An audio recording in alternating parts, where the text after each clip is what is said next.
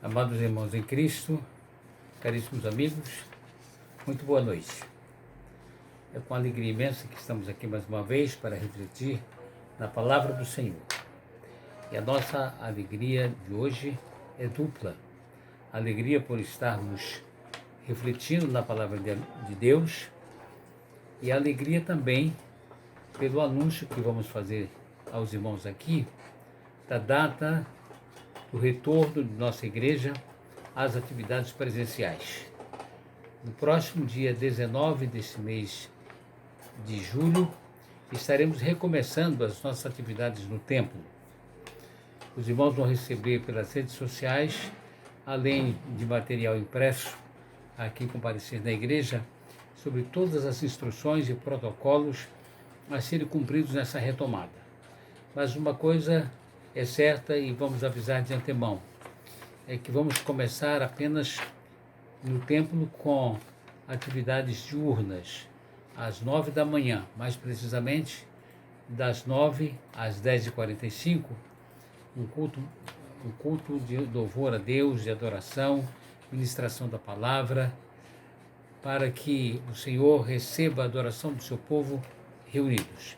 Naquela ocasião, estaremos cumprindo todas as normas estabelecidas pelas autoridades de saúde. Então, vamos nos preparar para esse grande momento.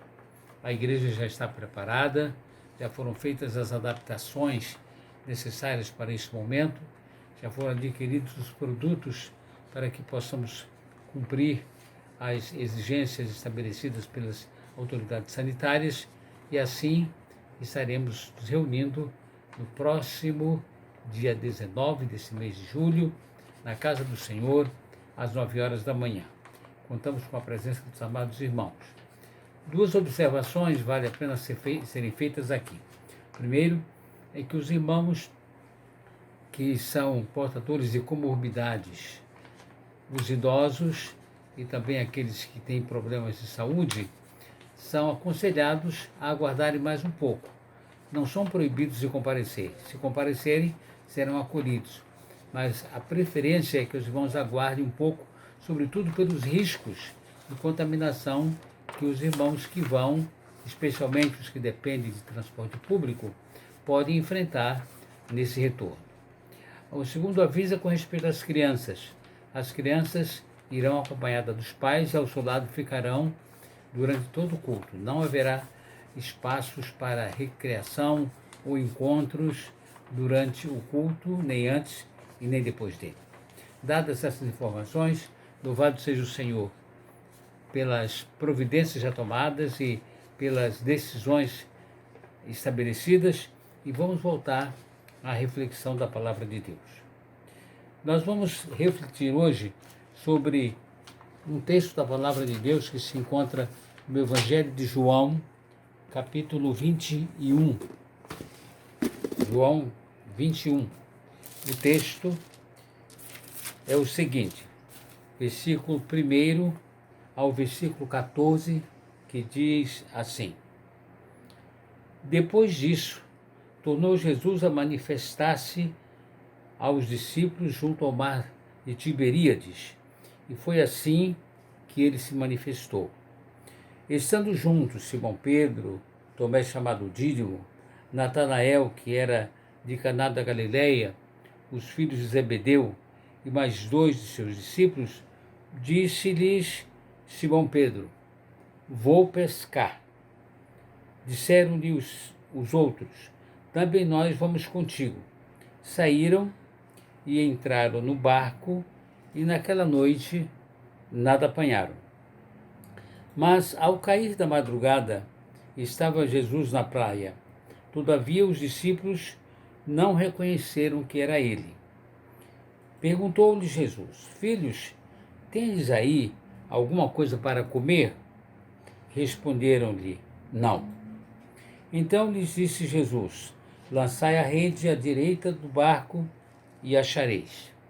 Assim fizeram, e já não podiam puxar a rede de tão grande que era a quantidade de peixes. Aquele discípulo a quem Jesus amava disse a Pedro: É o Senhor, Simão. Pedro, ouvindo que era o Senhor, cingiu-se com as suas vestes, porque se havia despido, e lançou-se ao mar. Mas os outros discípulos vieram no barquinho puxando a rede com os peixes, porque não estava distante da terra, senão quase 200 côvados. Ao saírem em terra, viram ali umas brasas e em cima peixes, e havia também pão. Disse-lhe Jesus: Trazei alguns dos peixes que acabastes de apanhar. Simão Pedro entrou no barco e arrastou a rede para a terra, cheia de 153 grandes peixes. E não obstante serem tantos, a rede não se rompeu. Disse-lhe Jesus: Vinde, comei. Nenhum dos discípulos ousava perguntar-lhe: Quem és tu? Porque sabiam que era o Senhor. Veio Jesus, tomou o pão e lhes deu, e de igual modo o peixe. E já era esta a terceira vez que Jesus se manifestava aos discípulos depois de ressuscitado dentre os mortos. Que o Senhor nos edifique com a sua santa e bendita palavra. Amados, este episódio retrata uma experiência muito difícil que os discípulos tiveram que enfrentar. Vocês se lembram da mensagem anterior que ministramos? Vão se recordar que falamos que Jesus tomou a providência de orientar os discípulos para que eles pudessem viver na ausência física dele. Mas, pelo jeito, os discípulos não assimilaram bem. Além do fato do próprio Jesus, depois de ressurreto, haver-lhes dito o seguinte: permanecei em Jerusalém até que do alto sejais revestidos de poder. Não era para os discípulos saírem à pescaria, era para os discípulos aguardarem a descida do Espírito Santo e a capacitação espiritual para cumprir a missão que tinham recebido do Senhor, visto que lá no início do Evangelho, Lucas relata esse fato, bem como os sinóticos, Jesus, na chamada pesca maravilhosa, advertiu a eles que dali em diante eles seriam pescadores de homens. Estava, portanto, dada a missão de Jesus Cristo aos apóstolos, que não entenderam bem, depois de 3 anos e meio de companhia com Jesus, nem assim assimilaram, porque a morte de Jesus lhes trouxe um grande sofrimento e uma desorientação em cada um deles. Do momento em que Jesus ressuscitou até o momento da descida do Espírito Santo no dia de Pentecostes, eram 50 dias. Esse período foi muito difícil para os apóstolos e eles se esqueceram da orientação de Jesus e resolveram voltar à pesca, à atividade anterior. Vale a pena lembrar que depois que Jesus nos chama e nos oferece e nos atribui uma missão específica, nós não temos mais o direito de voltar atrás para desenvolver as missões anteriores. Muitos ministérios são fracassados porque aqueles que são chamados interrompem o chamado do Senhor Jesus, voltando a atividades às quais ele não convocou. Aqui foi isso que aconteceu.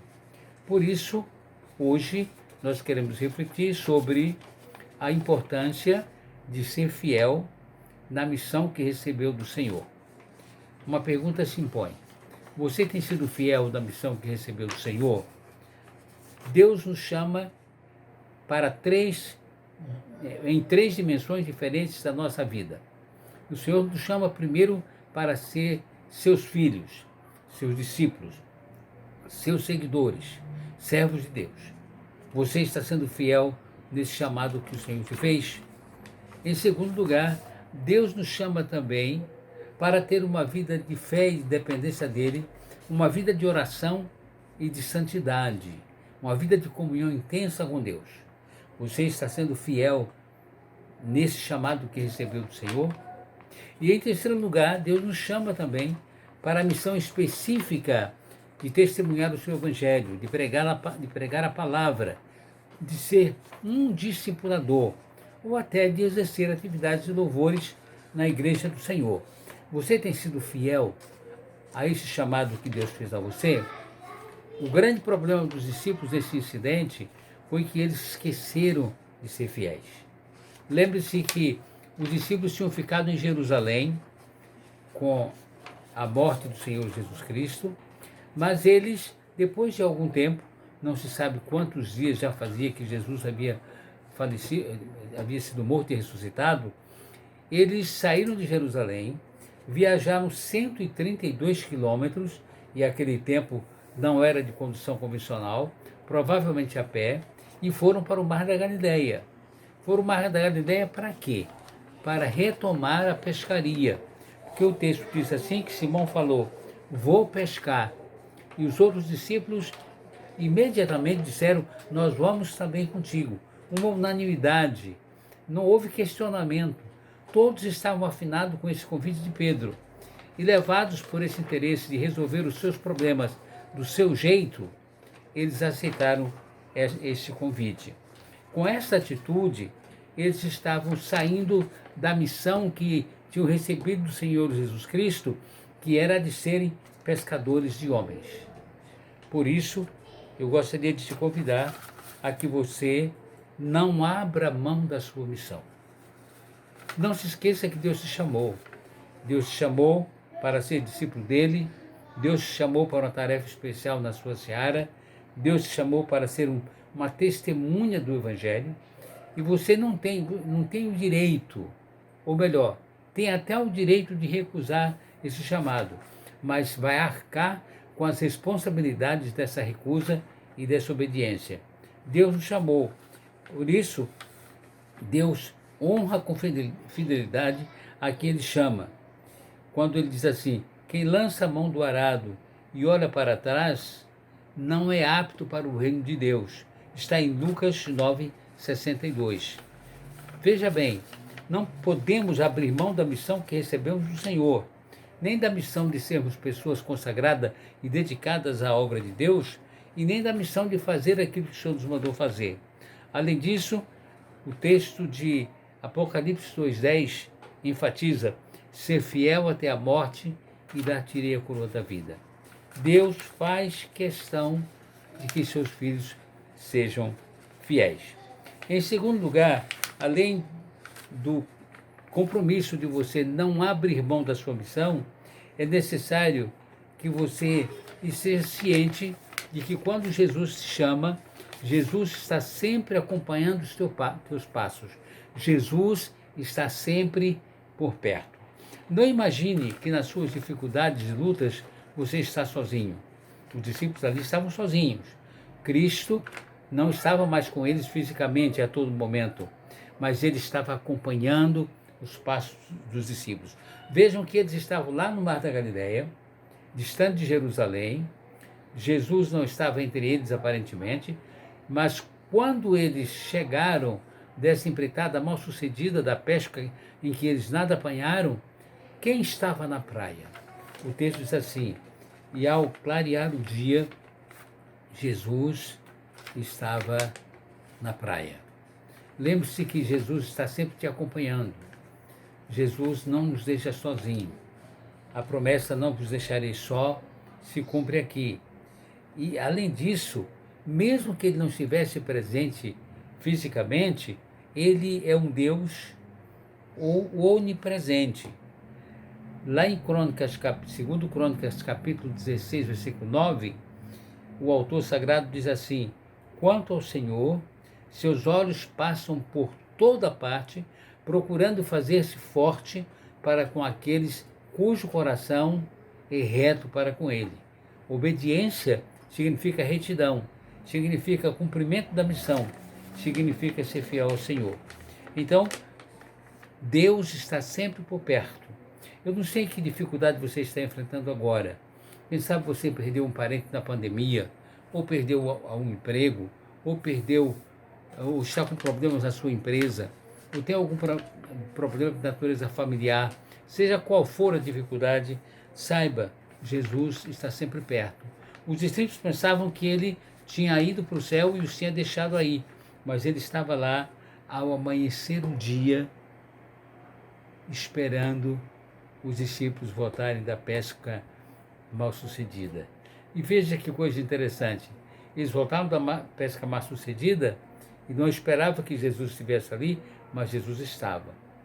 Mesmo que você esteja num momento de dificuldade, de dor, saiba que o Senhor está pensando e preocupado com você. Ele jamais nos abandona. O escritor sacro diz: eu sou pobre e necessitado, mas o Senhor cuida de mim. Salmo 40, 17. Em terceiro lugar, é preciso que você obedeça à ordem do Senhor. Eu falei que nós somos chamados, que nós recebemos de Deus missão, que temos que ter a confiança de que Ele está sempre por perto, mas também quero te lembrar que é necessário que você receba a ordem do Senhor. Quando não recebemos a ordem do Senhor, pagamos um alto preço por isso. Aprenda a fazer as coisas do jeito dele. Ser bem-sucedido na obra do Senhor significa fazer a coisa do jeito que ele mandou. É interessante, veja esse detalhe, os discípulos tinham ido pescar. Eles eram exímios pescadores, pescavam há muito tempo, eram até profissionais. Há dados de que Pedro tinha uma cooperativa de pesca e que alguns dos discípulos eram até seus sócios. Portanto, eram homens hábeis nesse mistério. Só que nesta noite, como da outra, lá registrada em Lucas 5 e nos outros sinóticos, eles não conseguiram apanhar nada. Veja que Jesus perguntou: tendes aí alguma coisa para comer? E eles disseram não. Que situação triste. Homens cansados, que debateram a noite inteira contra o vento, contra as águas, contra o mar, remando, porque os barcos eram a vela ou a remo. Ao final da noite, eles voltam para a praia somente com as redes sujas, mas sem nenhum peixe. E o pior, famintos e não tendo o que levar para casa. Que situação humilhante. Nesse cenário de tristeza e de aparente abandono, é que Jesus mostra o seu rosto, é que Jesus aparece de forma generosa, misericordiosa e, sob todos os aspectos, bondosa, e faz a pergunta: vocês têm alguma coisa para comer? Eles não tinham nem o que comer, quanto mais levar para casa. E a resposta foi não. A sinceridade deles fez com que Jesus dissesse: lancem a rede à direita do barco. Veja que os homens eram os mesmos, os pescadores eram os mesmos, estavam cansados de trabalhar a noite inteira sem nada apanhar. Vejam que o barco era o mesmo, veja que a rede era a mesma, veja que o mar era o mesmo, só que o peixe não estava onde eles tinham lançado a rede a noite inteira. Eles pescaram a noite inteira, várias horas, e Jesus disse: lance a rede à direita do barco. E ato contínuo, eles lançaram a rede se encheu de peixes. E a narrativa bíblica diz que foi de 153 grandes peixes, não era qualquer peixe. O que significa que Jesus Cristo quis mostrar que eles poderiam contar com o Senhor nesta hora difícil. Como é importante fazer a coisa do jeito que Jesus manda. Quem sabe na sua vida você está enfrentando dificuldades, você está enfrentando adversidade de todos os aspectos. É preciso que você atente para a voz de Jesus e lance a sua rede, o seu instrumento, a sua forma de agir e de trabalhar do jeito que a palavra de Deus ensina, do jeito que Jesus mandar. É interessante que Jesus sabe onde está o cardume, sabe onde estão os peixes que você precisa pescar, que nós precisamos pescar, e nós não sabemos. Nos tempos modernos, as companhias pesqueiras dispõem de sonar nos navios para orientar corpos que porventura estejam por perto, inclusive peixes. Mas naquele tempo não se tinha nada disso. Jesus não precisava de sonar. Jesus sabia. e só do outro lado do barco. É interessante que Jesus não mandou que eles fossem lá para o meio do mar, como aconteceu na outra vez, na pesca maravilhosa. Jesus só mandou eles mudarem de lado. É questão de 1,5 metro, de um lado para o outro do barco. Certamente uma quantidade imensa de peixes e estavam passando por ali através daquele grande cardume, e a rede os alcançou de maneira direta e plena. Você não precisa ficar se batendo na escuridão da noite, enfrentando o mar vazio de peixes da sua existência.